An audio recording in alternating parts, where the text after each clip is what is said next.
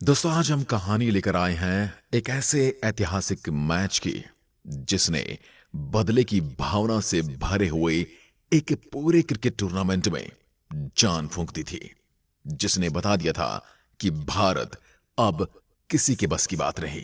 भारत जैसे को तैसा देने में विश्वास रखता है। और उससे पहले बात करते हैं उस सीरीज की, जिस सीरीज में 3-1 से हार रही England back to back 2 match जीतकर सीरीज को ड्रा करा देती है। यानी सीरीज आधी आधी बढ़ जाती है। भारत का इंग्लैंड को अपने घर पर हराने का एक ऐतिहासिक मौका हाथ से निकल गया। और बदले की आग में झुलसता फ्लिंटॉफ खुशी में अपनी शर्ट उतारकर वानखेड़े की पिच पर डांस करता है। समय के साथ लोग ये जिल्लत भूल जाते हैं। हर कोई इस मैच को बस एक और हार के रूप में देखने लगता है। हर कोई सिवाय एक के। एक आदमी मानो फ्लिंटॉफ का वो नाचता हुआ दृश्य अपने दिल में सहेज कर रख लेता है और उसे लौटाने के लिए इंतजार करता है बस एक मौके का। आज हम सुनेंगे बस उस एक मौके की कहानी। इस हार के बाद मानो पूरी की पूरी इंडियन क्रिकेट टीम क्रिकेट खेलना ही भूल गई हो। कुछ महीनों पहले जिस टीम ने साउथ अफ्रीका को साउथ अफ्रीका में जाकर हराया था, वो अब अपने ही घर में जिम्बाब्वे से पिट रही थी। सीरीज के आखिरी मैच में दादा के शतक ने किसी तरह वो सीरीज बचा तो ली, पर ऐसा लग रहा था कि उस हार ने उस टीम के कॉन्फिडेंस को बर्बाद करके रख दिया है।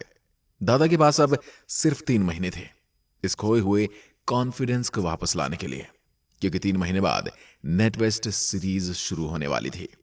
इंग्लैंड में श्रीलंका, इंडिया और इंग्लैंड के बीच एक ट्राई नेशन सीरीज।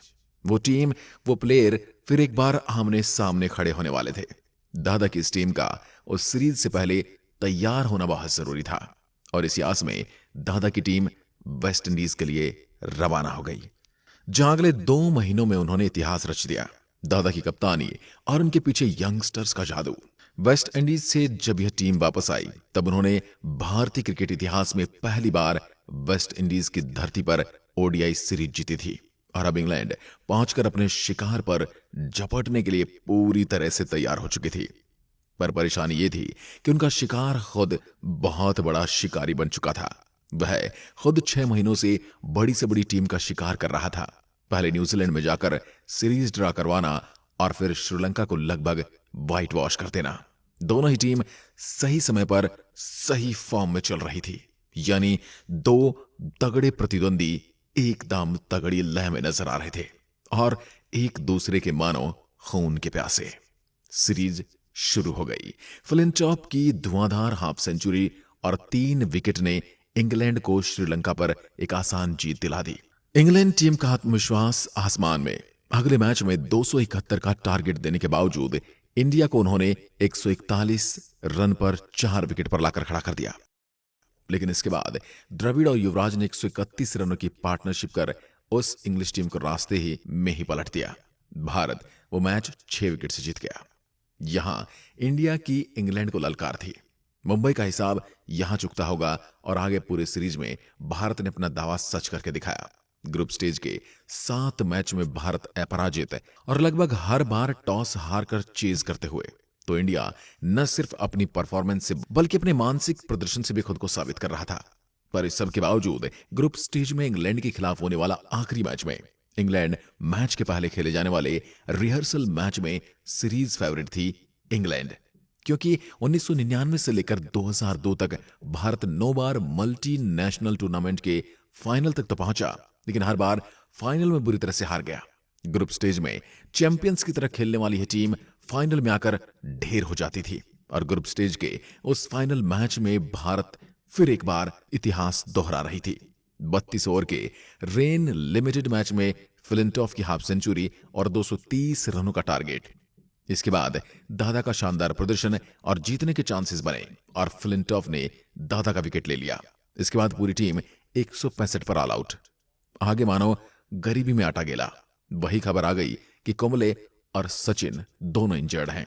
तो फाइनल की सुबह होते होते जीतने के आसार, अपने रेपुटेशन और अपने बदला लेने का मौका दोनों दादा की आंखों से मिटते जा रहे थे। इंडिया टीम के कोच टीम को समझा रहे थे कि फाइनल की चिंता मत करो, बस लड़ो और जीतो। और नसीब से टॉस के ठीक पहले खबर आते कि सचिन और कुंबले ठीक हैं तो मैच खेल सकते हैं। टीम का लकी चार्म यानी सचिन टीम में लौट रहा था।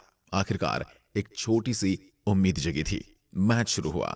टॉस हारने के बाद एक बार फिर से चेज करना पड़ेगा। इस टूर्नामेंट में पहले ही 5 बार चेज कर चुके थे, तो एक बार और सही। और इसी आत्मविश्वास के साथ टीम इंडिया मैदान पर उतरी। इंग्लिश ओपनर डगमगा रहे थे। हर दूसरी तीसरी गेंद पर विकेट आने के आसार, बस किसी भी समय विकेट आ सकता था। लेकिन जब विकेट हाथ में आई तब पूरी भारतीय टीम सोचने लगी अगर विकेट ना आती तो ही अच्छा रहता, क्योंकि इसके बाद पिच पर आए नासिर हुसैन इस सीरीज में खराब फॉर्म के चलते उनकी कप्तानी और उनकी फॉर्म के लिए काफी सवाल उठाए जा रहे थे और पुराने इंग्लिश प्लेयरों ने उनकी जी भर के निंदा की थी। तो इंग्लिश कप्तान गुस्से में था और आते ही उन्होंने अपना सारा गुस्सा इंडिया पर उतार दिया। अगले 20 ओवर में हुसैन और मार्कस ट्रेस्कॉथिक ने इंडियन बॉलर्स की वो कुटाई की कि सिर्फ 177 गेंदों में 182 रन ठोक दिए। 7 अलग अलग बॉलर्स पूरी तरह नाकाम। देखते ही देखते दोनों बैट्समैन अपनी सेंचुरी पूरी कर चुके थे। उसके बाद फ्लिंटॉफ ने 32 गेंद में 40 रनों की तेज पारी खेल स्कोर को पहुंचा दिया 300 के पार यानी 325 पर। 326 रनों के बड़े टारगेट को चेज करना, वो भी फॉरेन ग्राउंड पर, इतनी खराब रेपुटेशन के साथ। पूरी इंडियन ड्रेसिंग रूम के कंधे झुके हुए थे।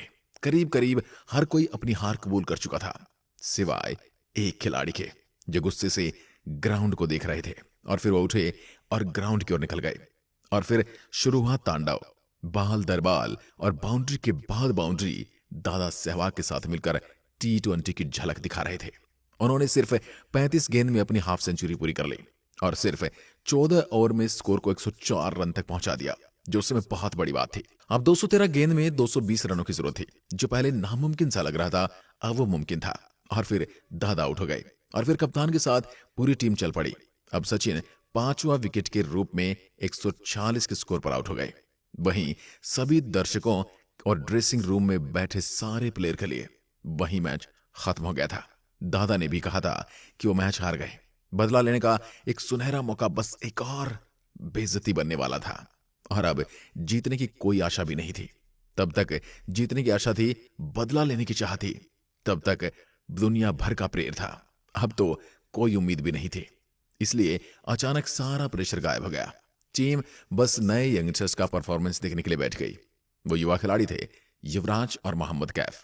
कैफ जिसे नासिर हुसैन बस ड्राइवर बोलकर उन्हें स्लेज कर रहे थे, और युवराज जिनकी पारी की शुरुआत में ही ट्रेस्कोथी की एक बॉल लगकर उनकी उंगली फ्रैक्चर हो चुकी थी। उन्हें बैट पकड़ने में भी मुश्किल हो रही थी, जबकि रिक्वायर्ड रन रेट 8 से ऊपर जा पहुंचा था। और वहां बैठी जनता और प्लेयर बस यही सोच रहे थे कि कितने रन से हारेंगे।